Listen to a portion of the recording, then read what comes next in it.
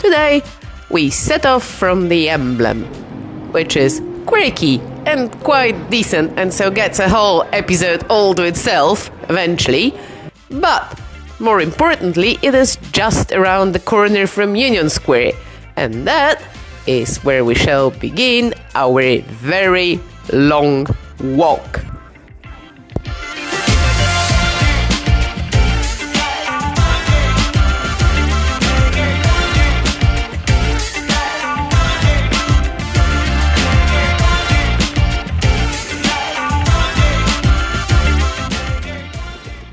This is Union Square. In its emptiest incarnation, it doesn't look it, but it is, in fact, one of the 3 oldest public squares in San Francisco. Dated as a park all the way back in 1850 by John Geary, the first American mayor, likely because he didn't know what else to do with it. As you can see on this survey, prepared in 1847 by one Irishman called O'Farrell, it was nothing but a giant sand dune. Much like the rest of today's city centre, because even Market hasn't cut through the dunes yet. So, some lines on the map and an empty space at the edge of the built-up area.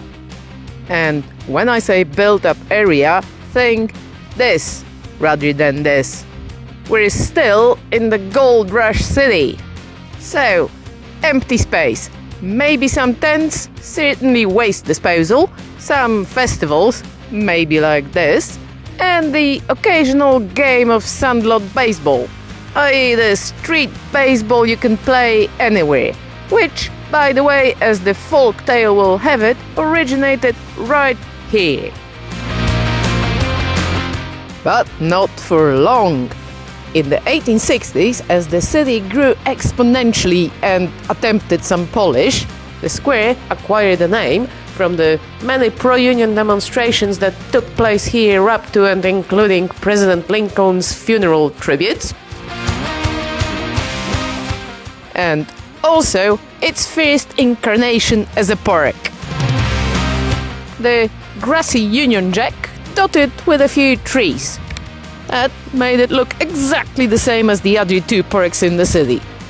Original design wasn't perhaps quite so much valued yet. This stage lasted some 30 years, during which Union Square became a curious mixture of the sacred and the profane. Its most prominent buildings were temples, with 3 Christian churches of different denominations in the square itself and one more around the corner, and a Jewish synagogue just over in Sutter Street. Sorry, other great religions, back then you don't seem to have had enough presence, although something called Temple Islam, which is still standing, eventually appeared not far from here in Geary. But that was much later on, and not even a mosque, and so we shan't dwell upon it. The synagogue, however, we shall see again. Something for the soul, something for the mind. There was also the Mechanics Pavilion, a public meeting hall with a skating rink, art gallery and some classrooms, as well as some scientific clubs and societies, with some houses and businesses aspiring to the gentility of the nearby Nob Hill. But here's the thing, all these highbrow institutions were neatly sandwiched between an Asian Sin City just to the north in Chinatown and a white red light district in what today is ironically Maiden Lane, but was then called Morton Street. There was another Maiden Lane in town, but all in due course. Having been thoroughly cleansed and reconstructed after the 1906 earthquake, that story is coming. Today's Morton Street is so unassuming that frankly we didn't give it a second look. Not so in the first 60 or so years of its existence. Lined with female boarding houses, bars and gambling dens, as well as some good restaurants because certain things you can't do on an empty stomach. Despite the occasional outrage, scandal, theft, fight or knifing, it survived very many attempts to get rid of it. until in the early 1910s the business model could no longer pay for such a central location. By the wholesome, family-friendly 1950s, you could never tell. By then, the dark underbelly moved to, well, all in good time. For now, let's stay in Union Square, and the year is around 1900. The buildings are getting taller. Straight lines are out and curves are in. And this marks the square's second incarnation, some of which is still standing today. For example, the St. Francis, opened in 1904 and still in business under the same name, with a few ownership changes and extensions, the latest of them quite unsightly. Initially the place to stay in town, it's been famous for Hollywood stars and even a scandal that ended the career of one, asserted royalty and artists, a star chef, a presidential near assassination, and later on for its jazz orchestra and the patent leather bar, no Mr. Pflueger, not yet, commissioned by a Crocker grandson. We'll meet the Crockers later on. Its fortunes declined a little, perhaps of recent. I believe the staff have now been on strike for a few months, but as it's been favored by Republicans these past few decades, there might be a bright patch ahead right now, unlike for the Democrat Fairmont, the Fairmont up Nob Hill. We'll get there too, eventually. For now, focus, Union Square, Dewey Monument. Dedicated by President Roosevelt in 1903, it commemorates the eponymous Dewey's naval victory over Spain in Manila Bay, which began 40-odd years of American occupation of the Philippines, involving many atrocities and hundreds of thousands of civilian deaths. So, as I steer away from politics in these stories, let's just leave it there. Although, who knows, maybe that's why periodically it's being dressed as something else. La Tour Eiffel to match the city of Paris, our next stop. Or perhaps a Gothic spire, as few seem to remember or care. Let's just say it's a better version of the original flagpole in the middle of the park. And with this, let's look at our third survivor of the second incarnation. Well, sort of survivor. This corner here was originally occupied, well, probably by a tenant and a log cabin, but speaking of buildings, the offices of Spring Valley Watcher, the one with the Russian Hill Reservoir 2 episodes ago, until in 1896 it became the flagship location and the last home of the City of Paris department store, established in 1850 by a Frenchman whose first cargo of silks and wines sold before the ship even docked for bags of gold dust, as the story goes. So if the ship in the store's crest is a copy of the actual crest of the City of Paris, maybe it also ties into that story.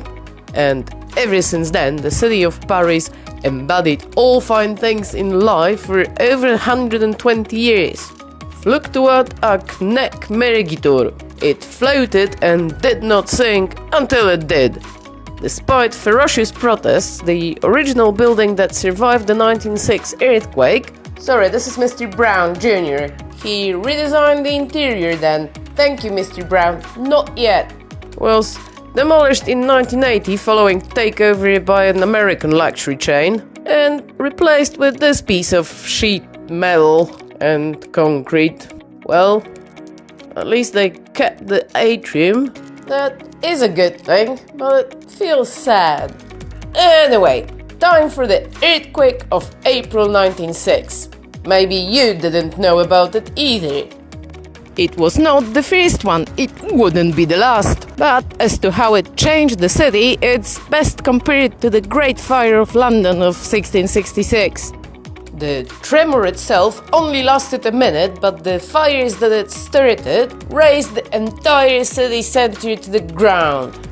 A tent-city period reminiscent of the gold rush followed, supplemented with some temporary shacks, before the Great Rebuild, in which I won't say who made the most money because that would be a nasty thing to say about realtors, but they were right.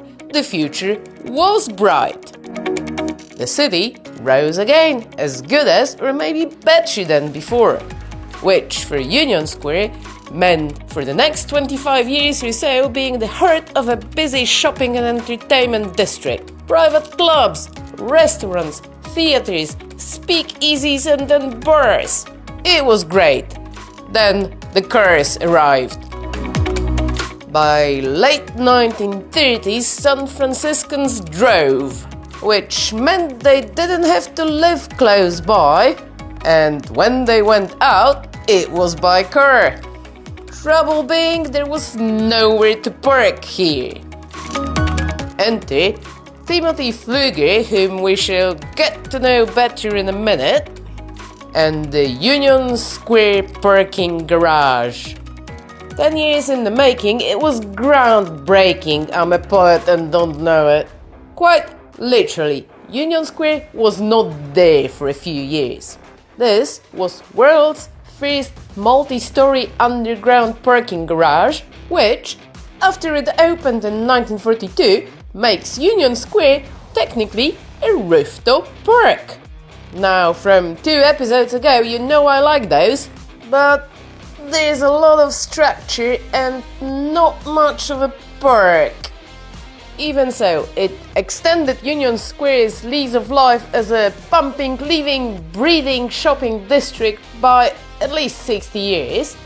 However, from our visit, I feel like this stage is coming to a close. It's nothing specific. I mean, the airlines left and went online, but there is plenty of new retail. It has its own website and obviously things are still happening, but around the edges it just feels tired. Like the substance here, but the spirit is no longer present. Well, it's been 20 odd years since the last facelift, so perhaps time for a new incarnation. I hope it's a good one. There's all this history to live up to. And with this, we shall move on. But before we move on, we shall move back. Back 1 block north to Sutter Street, which is a really long street indeed, but here at its beginning, it is simply studded with amazing buildings and quirky, wonderful detail, which I shall now let you watch for a minute while I take a breath before my next lecture.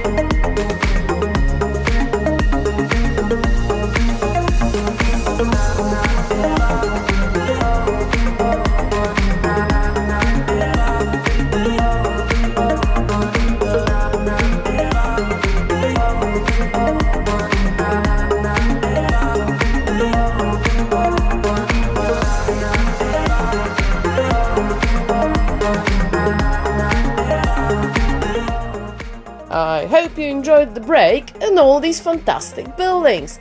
They're all post-earthquake, so not terribly old, but it's beauty before age. And here are 3 of my favorites. Number 130, the Hallidie Building. Opened in 1918 and one of the first glass curtain wall buildings in America. Certainly this one in Kansas City predated it in 1909, a mere 55 years after glass curtain wall was first used in England. And this is Willis Polk who designed it and has a habit of popping up everywhere, so just ignore him for now.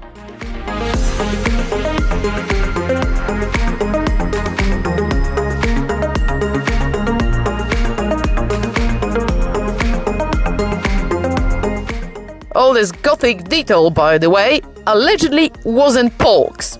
He copied it from the Flatiron Building in Market, or so the story goes. We'll walk past there later, so you'll be able to see for yourselves. For now, let's take just a few more steps and look at this corner. Once occupied by a Lick House of the appetizing name, San Francisco's first luxury hotel, whose founder, James Lick, came here to make a fortune via Peru with his friend, Domenico Giraldelli. Well, Domenico's chocolate factory is still standing, as we saw a couple of weeks ago.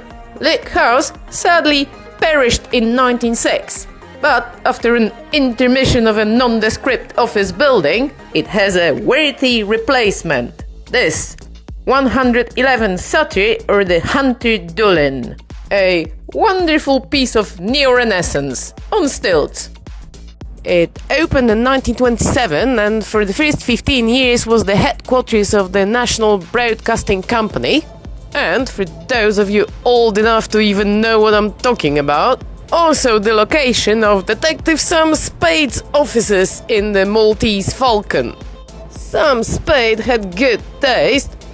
Anyway, let's just give it some well-deserved admiration and move on to my topmost favorite, 450 Sutter.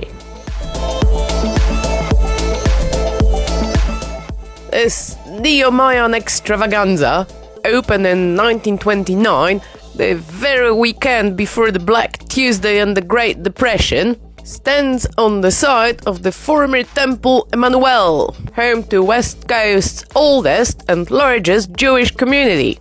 I told you we'd get back to the synagogue. Temple Em-manuel opened in 1866 when land around here was cheap, so the hopeful purchasers of Henry Max's debt at cents to $1 probably worshipped here. That's the Fisherman's Wharf story 2 episodes ago. It somewhat survived the earthquake and was subsequently restored, but by the 1920s the community decided to cash in on the by now centrally located property, moved further away and freed up this space for 450 Sutter.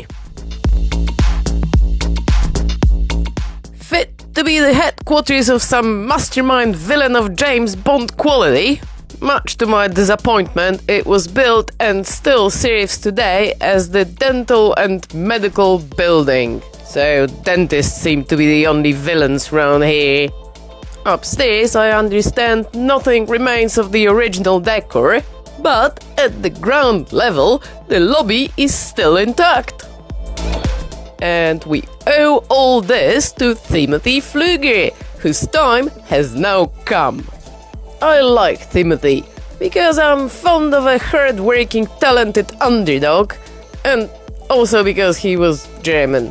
From a working-class background with little formal education, he worked his way all the way up to one of San Francisco's most prominent men of the 1920s, 30s and 40s. He was gifted and versatile. Churches, skyscrapers, theaters, cinemas, schools, clubs, bars, you name it, Timothy did it. We have seen his Union Square parking garage and the patent leather bar at St. Francis, the patent here being the indirect ceiling lighting, actually patented by Pflueger. He also did the top of the morgue and the circus room at the Fairmont, and that one has been restored and can be seen. He was on the design committee for the Bay Bridge, but his neo-Mayan ideas didn't fly, so Charles Purcell got it in the end.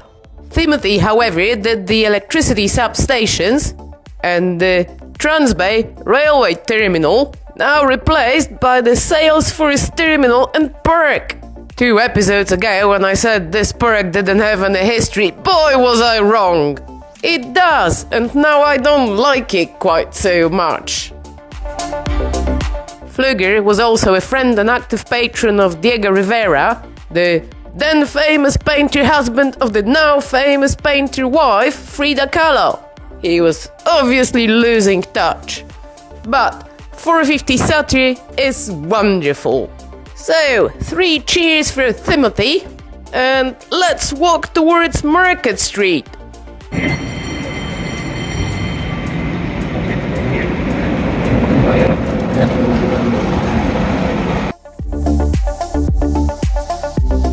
We'll have to recross Union Square, and as we do so, we can reflect upon how the mighty lose imagination. Because this here brick, now Macy's, is Timothy's final public commission. Oh dear. But never mind, this is Market. And here is our next story, the newspaper row. It was not very big, and it didn't last long. But for that brief period of time, what buildings were they? And what a story! Like any good story, it started with an opening salvo. Fired in 1894 by one Adolf Spreckels, the original sugar daddy, I'm not joking, look him up, into one Michael DeYoung, the proprietor of the San Francisco Chronicle, which had published an unflattering article on the Spreckels family sugar business. DeYoung survived. Just. Spreckels got off murder charges on grounds of insanity. Here he is, on his way to a luxurious tour of Europe a few months later, not to mention a successful business career of another 20-odd years, and the donation of the Legion of Honor Art Museum to the city of San Francisco. Obviously insane he was. Anyway, for the newspaper row, this was just the beginning. Because since 1890, Michael DeYoung had this, the Chronicle Building, San Francisco's first skyscraper and the city's pride and joy. Well, this could not be tolerated. Spreckels bought another daily, from then on to be known as the San Francisco Call, and built this to house it, the Call Building, which, almost twice as tall as the Chronicle, now dominated the skyline, not to mention swift elevators carrying guests to the top floor restaurant, or the printing room in the basement where the various digs at the Chronicle could be seen rolling off the press in full view through the massive basement windows. Well, William Randolph Hearst, America's most powerful press magnate and the owner of San Francisco third daily, The Examiner, couldn't just stand by and watch, could he? The Hearst building, like the Call opened in 1898, went for quality over height. Top-shelf materials, attention to detail, and all the modern comforts. At this point, I would love to tell you that a fourth party came in and upped the ante. But what happened instead was the 1906 earthquake and fire. To their architects' credit, all 3 structures survived. The interiors, the equipment, and the spirit of the place were, however, gone. The Call and the Examiner moved back to the financial district. The Chronicle stayed on, but it too was gone by the 1920s. Out of the 3, today the Hearst building is the one that it's mostly still itself. The Chronicle fared second best, becoming the Ritz-Carlton. minus the signature clock tower, so ridiculous it was almost lovely.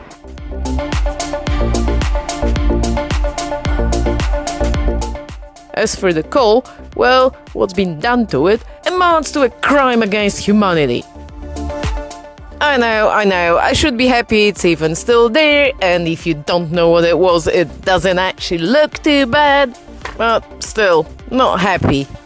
And the name, Central Tower, oh please.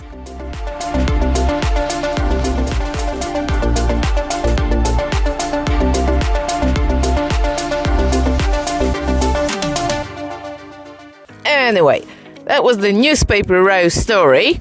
And now, as we're here just outside of this, as Mr. Polk pops up again, let's just deal with him, shall we? So, Willis Polk had at least 4 careers and a nasty habit of going bankrupt every now and then. Career number 1 was in residential in Pacific Heights, so not for today. Career number 2 in the firm of Arthur Page Brown, one of 2 Arthur Browns in the story, was brief due to Arthur Brown's untimely death at a young age, which, however, if unlucky for Brown, was lucky for Polk, because he got to finish a couple of landmark buildings. We shall get there later. This, in a windy way, led to career number 3 in the firm of the renowned Chicago architect David Burnham. Burnham himself was no stranger to San Francisco, but Willis Polk became his man on the ground. After the Merchants Exchange, they were to beautify the city. As things turned out, there was the 1906 earthquake, and so it was more beautification by restoration than wholesale new planning. Nevertheless, if you restore enough, well enough, you get to do your own stuff. And so did Polk. In his, this time creative, career number 4. That was the 19-teens and his best period. He did some upmarket residential for the super rich, the Hallidie Building, sat on the design committee for the 1915 exposition, the irony being that the only part thereof surviving today. And yes, Mr. Calum, we know you were the boss in the end, but not yet, thank you. Is the only building that wasn't cardboard and chicken wire, which Polk delegated to a colleague, Bernard Maybeck. Maybeck had a long and distinguished career, but we have no room for another German in this story, so thank you, Mr. Maybeck. And all this takes us here to Hobart Building, Polk's favorite, reportedly. It opened in 1914 after Polk made it famous by standing on an open girder on the 10th floor without any protection whatsoever, protesting the city's building codes on fireproofing. He won that one, although the administration never loved him again. Anyways, lots of beautiful details and smooth, glossy terracotta, Polk's signature style in office buildings. The one time that he tried sandstone, it didn't work out so well, as we'll see. So, that was it on Mr. Polk, although he'll keep popping up every now and then. But we shall now take a look at this, the Phelan Building, which in 1908 replaced its 1888 predecessor, which, allegedly fire and earthquake proof, turned out rather like the Titanic. James Phelan, the original investor, was complicated. He was a lawyer and a banker, but most of all a politician, the mayor of San Francisco and a senator. First for the public healthcare and public utilities, then suddenly against them. Today he's largely forgotten, so lives only in the name of his building, that still, I understand, has his penthouse on top. He didn't really live here, that was just for parties. The building, originally a combination of offices, shopping arcade and a cafe in the basement, ended up as Jewelry Central. I think it still is. It even featured in Mythbusters. And now it's time for this, the Flood Building, Designed by Albert Pisses of the unfortunate name, whose plentiful works in San Francisco we shall follow on our next trip, because there are only so many architects you can talk about in one go. It occupies the site of former Baldwin's Hotel and Theatre, the Baldwin in question being one of those early San Francisco gold and silver millionaires. After that burned down even before the earthquake, James Flood Jr., a simple, unremarkable billionaire, put up the Flood Building in the memory of his father, also James Flood. But a way more interesting one. He made an absolute fortune in stock speculation during the Nevada Silver Rush in 1870s. His company's office building, the previous Flood Building, was a block further east. He had 4 wives, at least one of them a burlesque dancer, and left behind the Flood Mansion on Nob Hill, which, as the only Nob Hill palace actually built of stone and brick rather than wood, survived the earthquake for Flood Jr. to sell it and then Polk to restore it as the Pacific Union Club, which it still is today. Anyways, Flood Building was first occupied by Southern Pacific Railways, and then, after they got their own place, by a succession of large retailers, notably Woolworths, and assorted offices, including the Pinkerton Detective Agency, which employed a certain Dashiell Hammett, and less salubrious tenants such as IRS. It is still Flood family owned, which might explain the state of preservation. Well worth stepping in.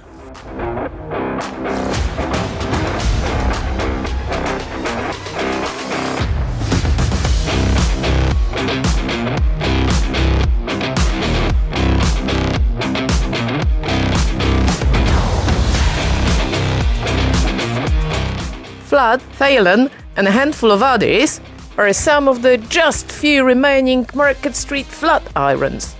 When, in 1849, the Irishman O'Farrell imposed his grand promenade on the pre-existing grid of the town of Yerba Buena, to be sure, he wasn't thinking, oh, let's make this easy for the house builders. He was from County Wexford.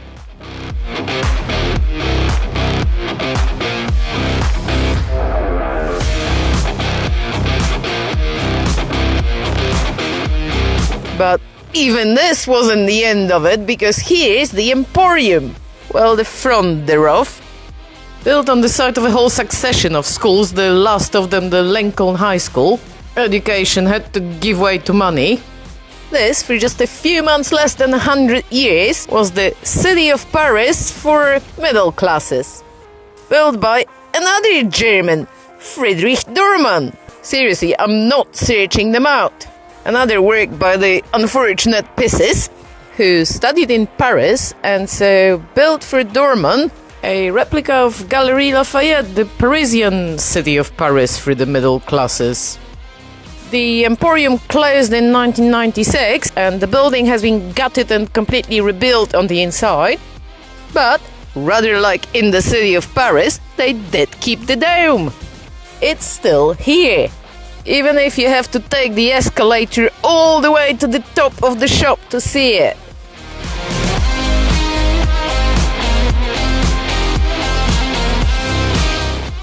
And then, last but not least, is the Palace, the dream project of Mr. William Ralston. Him here. He also initially made his money in silver stocks in Nevada, but he used it to set up a bank, this one. Unfortunately for him, he then veered towards property, such as the Palace. He was an avid leveler, and I don't mean the religious movement here. I mean leveling the hills of San Francisco. And so, convinced that one day New Montgomery Street will go all the way to the waterfront, so far it never did, he put the Palace here, straight on the way to the future port. If this part of it didn't quite work out, the rest certainly did. Upon its opening in 1875, the palace was arguably the most luxurious hotel in the entire world. 2 words: private bathrooms. Ralston, however, didn't live to see it. He lost everything in the crash of 1873, not least because of the massive debt incurred for the building of the palace, and was found in the bay the following morning. He was a daily swimmer, so it might have been an accident. Anyway, his business partner, who partly contributed to the crash, paid off the creditors at cents to dollars and took over.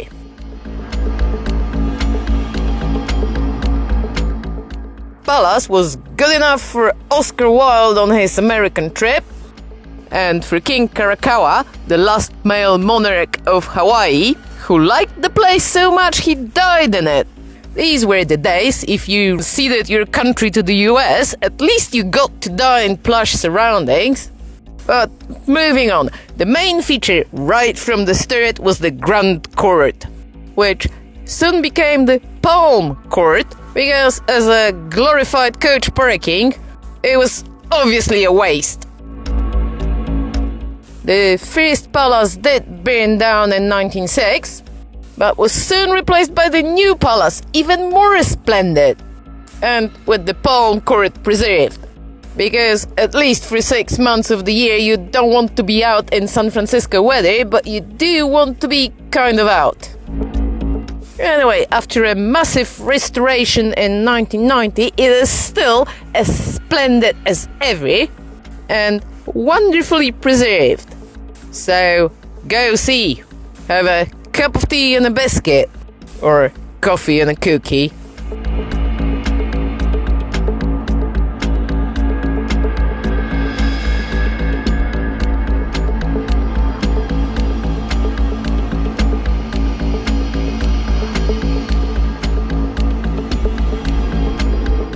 Alright, so this was the palace, and also as far as we're gonna go today, and this way.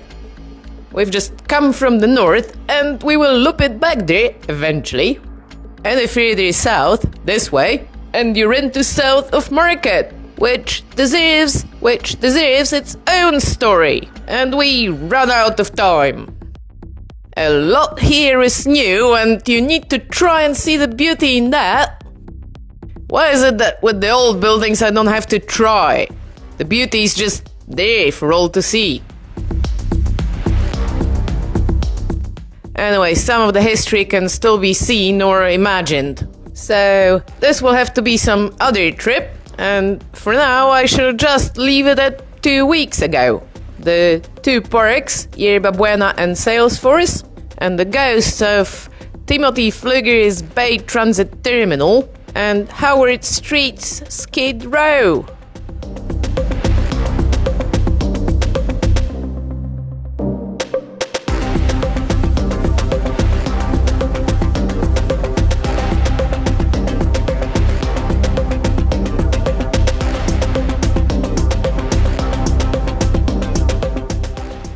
So we're left with west and east. And the trouble with walking west is, well, the walking. We have by this stage abandoned all hope of getting to Mission District or beyond Van Ness, but we're still trying to get to the City Hall. You know, old cemetery, the cursed hall. Oh wait, that's next week.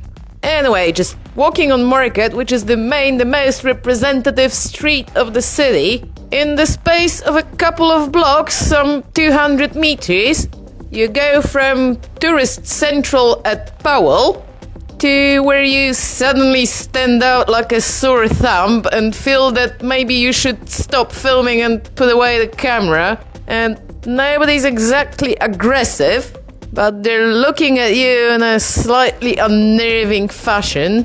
And so here, where Market Street constitutes the border of the Tenderloin, the no-go zone, we got cold feet and beat a hasty retreat.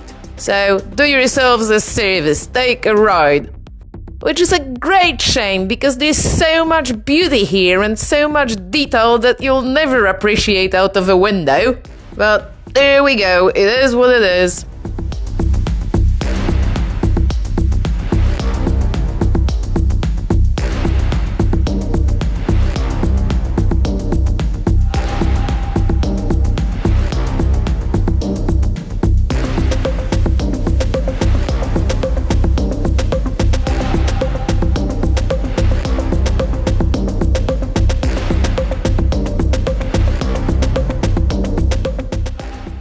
which also means that we shall now proceed in the only remaining direction. Eastwards, towards the financial district and the waterfront, where it all began. Even if I have to leave out some fantastic buildings. Honestly, my heart's bleeding. There we go, can't be helped. See you next week.